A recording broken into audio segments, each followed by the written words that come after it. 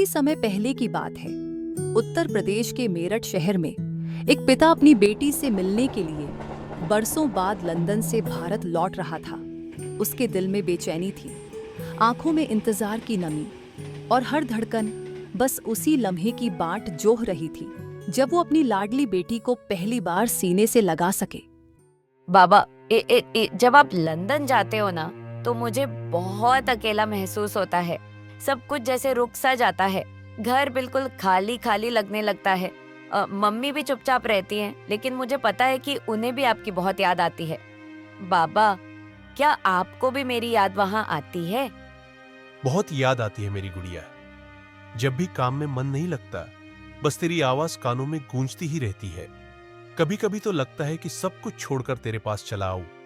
बाबा, आप हमेशा घर पे रहा करो ना। मुझे आपके साथ मस्ती करने में बहुत मजा आता है और आपकी गोद में सोना भी बहुत अच्छा लगता है।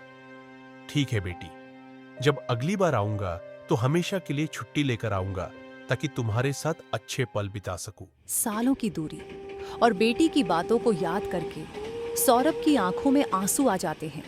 हर दिन का इंतजार और बेटी की यादों में बीती रातें उसको बार बार याद आ रही थी। अब बस कुछ घंटों में वो खत्म होने वाली थी।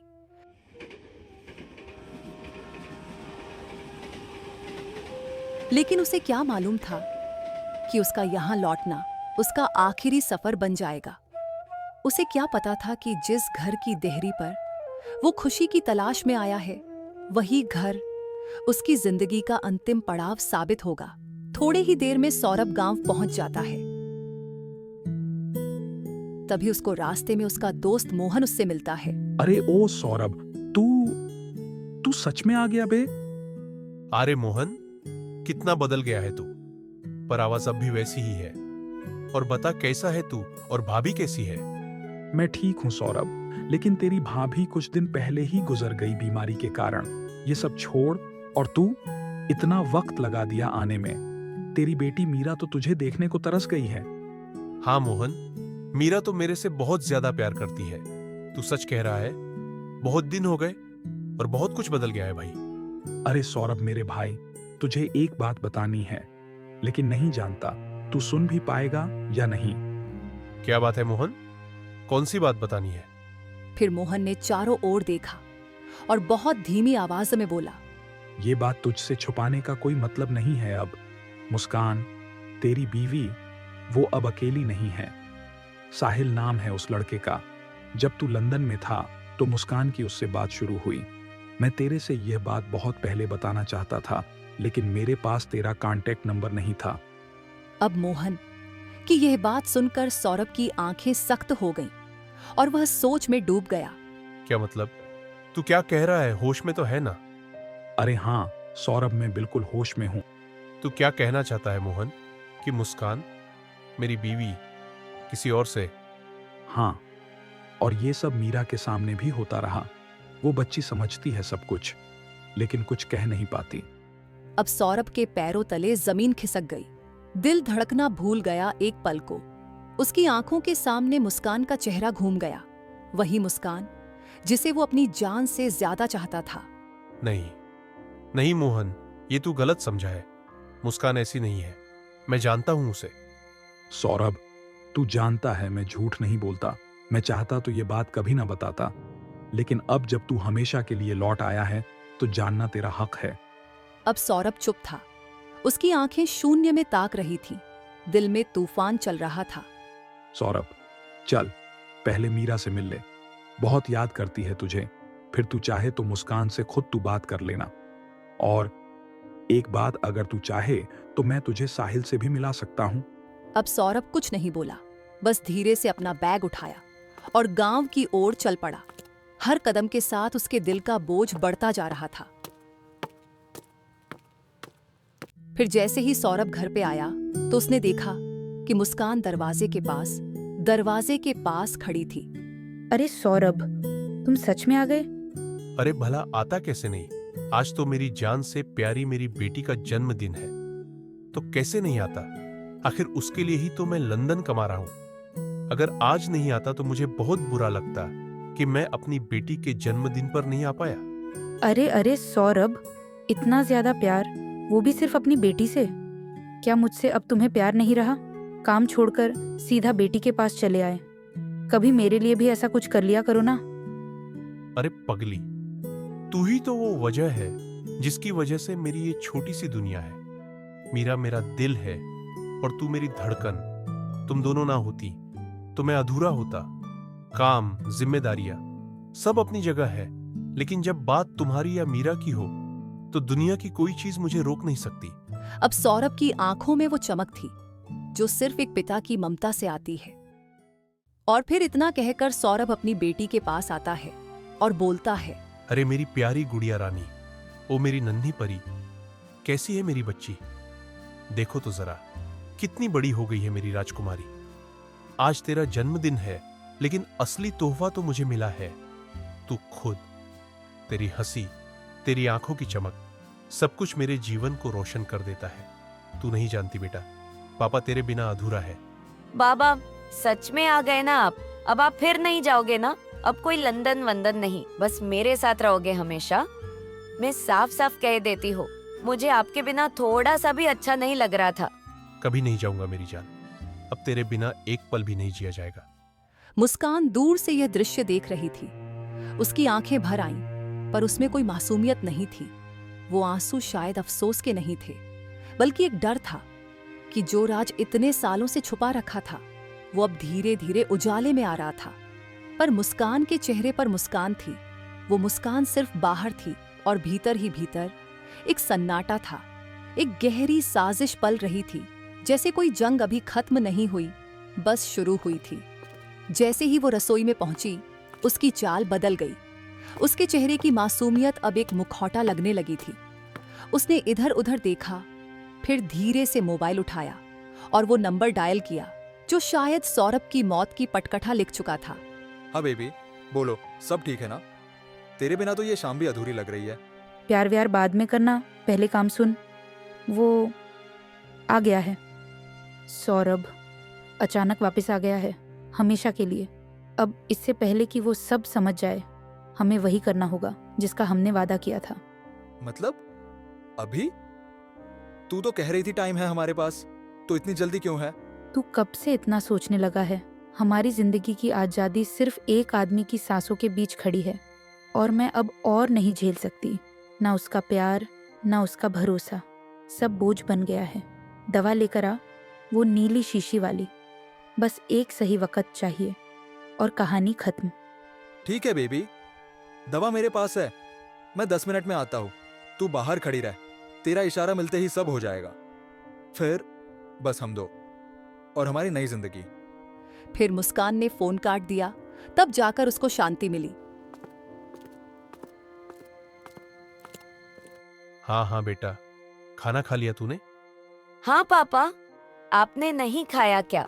मम्मा ने बोला है आपके लिए कुछ स्पेशल बनाया है। ये लीजिए पानी। इतनी लंबी यात्रा के बाद थोड़ा आराम कर लीजिए, फिर मैं खाना परोसती हूँ। गर्मा गर्म रोटियाँ बनाई हैं, मीरा की पसंद का दाल तड़का भी। हाँ, भूख तो बहुत लगी है, पर सच बताऊं मुस्कान, घर में कदम रखते ही जो सुकून मिला है ना, उसका कोई मुकाबला नहीं। तुम्हारी और मीरा की खुशबू बस इस घर को जिंदा रखती है। फिर सौरभ पानी पीकर बाथरूम की ओर बढ़ जाता है, पर जैसे ही वो नजरों से ओझल होता है, मुस्कान का चेहरा बदल जाता है। अब वो एक पत्नी नहीं, एक अपराधिनी का चेहरा था, जिसके दिल में प्यार नहीं, बस एक आखिरी इंतजार था, अपने पति की आखिरी सांस का। कहाँ रह गया ये साहिल? आधे घंटे से ऊपर हो गया। लो बेबी, ले आया वो चीज। तुम्हें अंदाजा भी है मैं कितने खतरे में पड़ सकती हूँ अगर किसी ने देख लिया तो? माफ करना यार, वक्त लग गया। इस वक्त घर से निकलना ही कितना बड़ा रिस्क था, और तुम हो कि टाइम पास कर रहे हो। तू नहीं समझेगी, कितनी मुश्किल से मिला है ये। 3 मेडिकल्स घूम चुका हो, डॉक्टर से बहस करनी पड़ी, पहचान तक छिपानी पड़ी, सब कुछ दांव पर लग गया है तेरे लिए। उसके जहन में अब एक ही ख्याल घूम रहा था, सौरभ को रास्ते से हटाना, किसी भी हाल में, किसी भी कीमत पर। उसकी सांसें तेज थीं, जैसे हर पल उसके भीतर की आग को और भड़का रहा हो। तुम्हें पता भी है, अगर सौरभ को जरा सा भी शक हो गया तो सब खत्म हो जाएगा। मैं यहाँ छुप छुप के खड़ी हूँ, हर मिनट जैसे किसी बम की टिक टिक हो, और तुम हो कि टाइम पर पहुँच भी नहीं सकते। क्या सच में तुम इस प्लान के लिए तैयार हो साहिल? बेबी, मैंने हर सीमा पार की है सिर्फ तेरे लिए। तू बस एक बार हाँ कह दे, फिर सब खत्म। तेरी जिंदगी की हर परेशानी का अंत। हम दोनों आजाद होंगे, हमेशा के लिए।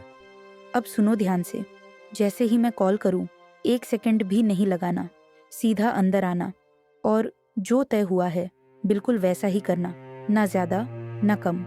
अगर कोई गड़बड़ी हुई तो हम दोनों फंस सकते हैं, समझे? हाँ मुस्कान, मैं यही गली में रहूंगा, एक पल की दूरी पर। तेरा इशारा मिलते ही अंदर घुस जाऊंगा। तू फिक्र मत कर, अब पीछे हटने का सवाल ही नहीं उठता। लेकिन इस बातचीत का गवाह कोई और भी था। एक परछाई जो गली के नुक्कड़ पर खामोशी से सब सुन रही थी। जो चीज ये दोनों भूल गए थे वो था पड़ोसी राम बाबू, जो खिड़की के पीछे से पर्दे की आड़ में इन दोनों की हरकतें चुपचाप देख रहा था। कितनी बार समझाया था सौरभ को, तेरी बीवी की हरकतें कुछ ठीक नहीं लगती। मैंने खुद देखा है इसे गली में किसी लड़के से मिलते हुए, और आज तो उस लड़के ने इसे कुछ थमाया भी। पर सौरभ, वो तो जैसे आंखों पर पट्टी बांधकर घूम रहा है। भरोसा कर लिया इस औरत पर और अब भुगतेगा। कभी कभी जो लोग हमारी सबसे ज्यादा परवाह करते हैं, हम उन्हें ही झूठा समझ लेते हैं, और फिर चुकानी पड़ती है बहुत भारी कीमत। अब रसोई का हर बर्तन, हर चमचा एक हथियार बन चुका था। मुस्कान के हाथों में अब सिर्फ खाना नहीं था, बल्कि एक ऐसी साजिश थी जो किसी की जिंदगी बदल सकती थी। अब देखती हूँ कैसे बचता है तू सौरभ। तेरी मासूमियत अब तुझे नहीं बचा पाएगी। झूठ और साजिश जब हद पार कर जाए तो इंसानियत की लकीर भी मिट जाती है। मुस्कान अब सिर्फ एक पत्नी नहीं रही, वो अब एक कातिल बनने की दहलीज पर खड़ी थी। अगर इस बार भी ये बेहोश नहीं हुआ तो सब बर्बाद हो जाएगा। ना कोई प्लान काम आएगा, ना हम बचे रहेंगे। नहीं, इस बार कोई कसर नहीं छोड़ती। पूरी की पूरी दवा ही मिला देती हूँ, फिर जो होगा देखा जाएगा। बेटा, तुम अंदर जाकर पढ़ाई करो। पापा बहुत थके हैं, उन्हें आराम से खाना खाने दो। ठीक है मम्मी, मैं चली जाती हूँ। अरे वाह, मेरी पसंद की खीर। तुम्हें तो आज सच में मेरे दिल की बात पता चल गई। इतनी प्यारी खुशबू, भूख और भी बढ़ा दी तुमने। हाँ हाँ, सब कुछ तुम्हारी पसंद का ही बनाया है मैंने। खाओ, गरम है अभी। धन्यवाद मुस्कान, तुम सच में बहुत ख्याल रखती हो मेरा। भगवान करे हर किसी को तुम्हारे जैसी पत्नी मिले। अब जल्दी से खा लो, वरना ठंडा हो जाएगा।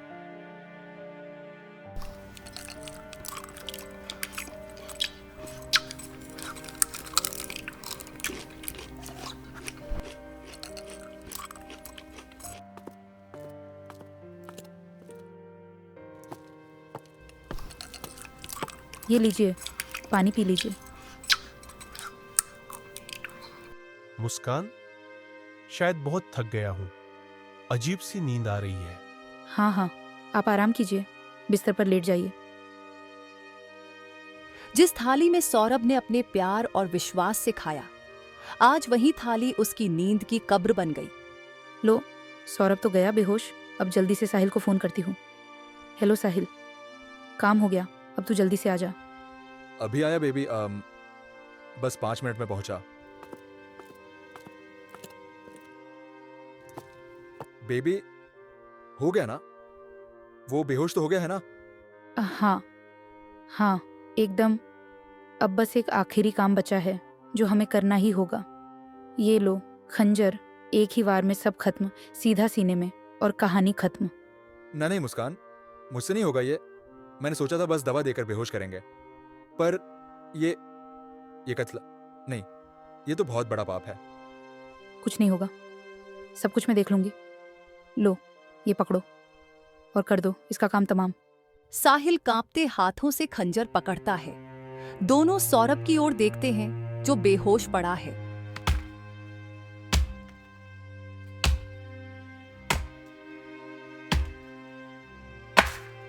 अगले ही पल खंजर की चमक लहू से गीली हो जाती है, जिस इंसान ने सब कुछ खोकर अपनों को पाया था, उसे उसी के अपने मौत के हवाले कर रहे थे। पर शायद किस्मत अभी पूरी कहानी कहने को बाकी थी। जैसे ही खंजर सौरभ के सीने में उतरता है, पीछे से एक चीख सुनाई देती है, पापा। मुस्कान और साहिल दोनों चौंक कर पीछे मुड़ते हैं। बेटी कमरे के कोने में खड़ी कांप रही होती है। अब क्या करें मुस्कान, ये तो सब देख चुकी है। उसकी आंखों में डर नहीं, सवाल है। अगर किसी से बोल दिया तो हमारा पूरा प्लान मिट्टी में मिल जाएगा। चुप रहो, मैं देखती हूँ, कोई शक न कर ले। अब हम एक कदम भी पीछे नहीं हट सकते। वो बेटी के पास जाती है, उसे कंधों से पकड़कर झकझोरती है। अगर तुमने किसी को कुछ बताया ना, तो तुम्हारा हाल भी तुम्हारे पापा जैसा कर दूंगी। समझी, ये मेरा घर है और यहाँ वही होगा जो मैं चाहती हूँ। ना नहीं मम्मी, मैं किसी को कुछ नहीं बताऊंगी। प्लीज मम्मी, मत मारो मुझे। मैं बहुत डर रही हूँ। मैंने कुछ नहीं सुना, कुछ नहीं देखा। बस मुझे माफ कर दो मम्मी। मैं कुछ नहीं बोलूंगी, किसी से नहीं। बेटी फूट फूट कर रोने लगती है।